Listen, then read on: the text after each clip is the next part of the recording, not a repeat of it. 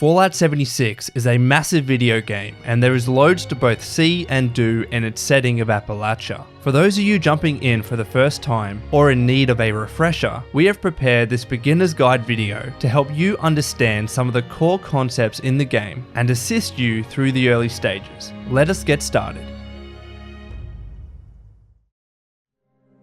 When you begin your game and create your character, one of the first things you'll do is pick up a Pip Boy, a device which you will soon become very well acquainted with. The Pip Boy can be used to check your status, equip weapons, use items, activate quests, and so on. Feel free to have a play with it now, but its true potential will be learnt after you exit Vault 76. As you begin to walk through the vault, do not forget to pick up these helpful healing items along the way. These will be of huge help, particularly in the early parts of the game. Eventually, you will find a set of perk cards, which is where some important decision making begins. This is the level up screen, and it will be the place where you build your character. The character building system in Fallout 76 is underpinned by two aspects: special attributes and perk cards. Special stands for strength, perception, endurance, charisma, intelligence, agility, and luck. These 7 attributes will define your character in Fallout 76, with each level up allowing you to allocate 1 point to an attribute. You can allocate this point simply by selecting a specific attribute on this screen. We know this might be a lot to digest, but keep in mind that you are not permanently locked into which attributes you are increasing right now thanks to our special loadouts feature. Once you reach level 25 in the game,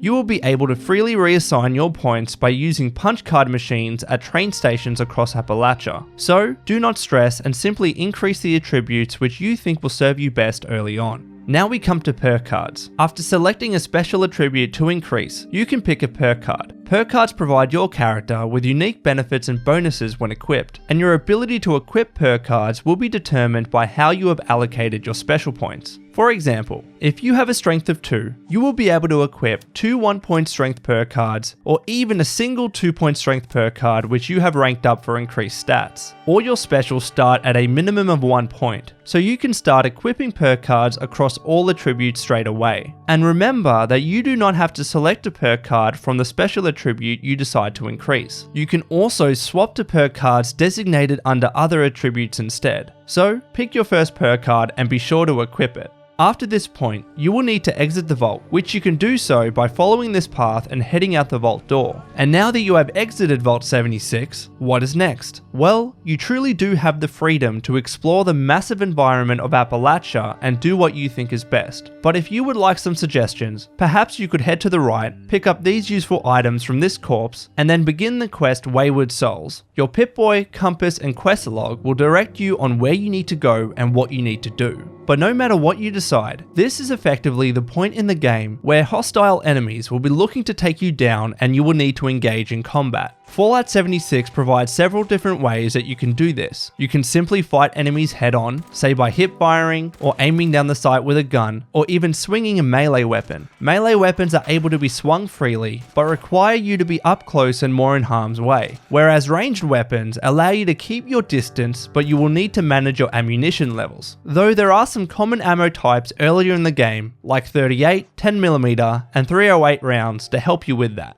Enemies in the game have different weak points you can target too, many of which include the head or face, such as for ghouls, scorched, super mutants, and others. So spend the time learning which body parts take the most damage and target them. Alternatively, you can make use of the Vault-Tec Assisted Targeting System, or Vats for short. Vats allows you to target and hit specific enemies using action points, and its effectiveness in terms of accuracy and damage can be improved as the game progresses. For instance, when combined with the Concentrated Fire perk card, you can even target specific body parts within Vats. And then we have Sneak. This is a mechanic where if you crouch your character and get a shot on an unsuspecting enemy, you will deal extra damage, which is going to help you both kill enemies faster and conserve your ammo. Vats can also be utilized while sneaking too, so try out all these different styles and see what suits you. This is also where looting becomes extremely important in the game. Whenever you find a new location, you will want to make sure that you are looting for supplies. Whether it is looking for healing items, chems, food, drinks, ammunition, weapons, armor, or otherwise, you want to make sure you are keeping healthy supplies of these items, so you do not run into trouble later.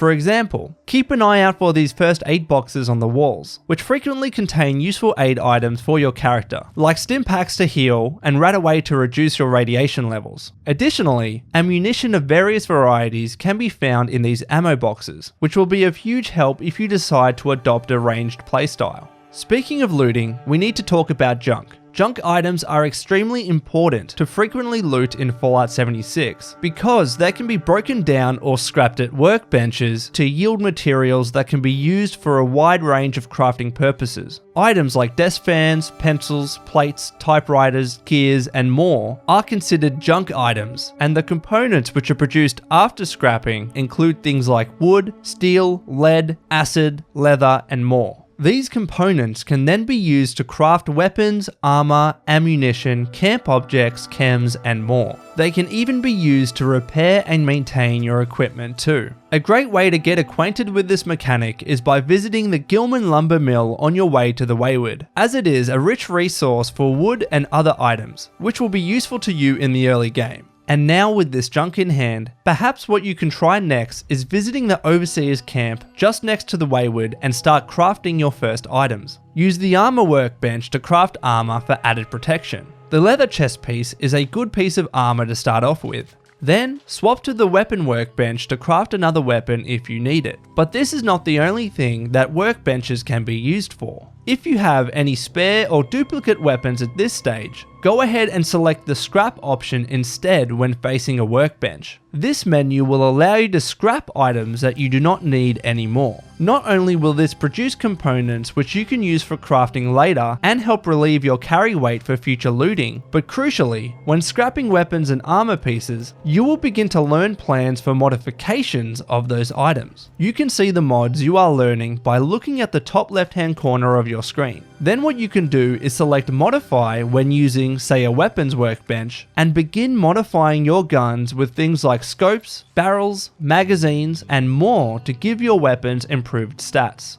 And for the last topic, let us talk about camps, known as the Construction and Assembly Mobile Platform. Camps effectively act as your home or base of operations in Fallout 76. They are a place where you can build your own workbenches and other useful camp objects, though you will first need to learn the plans for objects you want to build. You do not need to spend any caps to fast travel home to your camp either, and they are a good place to heal up, store your items, and prepare for your next outing. So, to get started, place down your first camp by opening your Pip Boy and selecting Place Camp. You will then be able to place down your camp when it is highlighted in green. If it is coloured red, it is indicating that this is a location where you cannot build. Once it is placed down, you can now open the camp menu and start building some objects. For instance, you could build a foundation and some walls for protection, a stash box to store your items, and then a bed which you can use to heal. Workbenches will be handy as mentioned before. Generators will help you power other camp objects like lights and even water pumps, which will let you pump water to keep your character well hydrated for a boost to your AP regen, and then a cooking station will let you cook food to keep your character well fed for a boost to your max HP.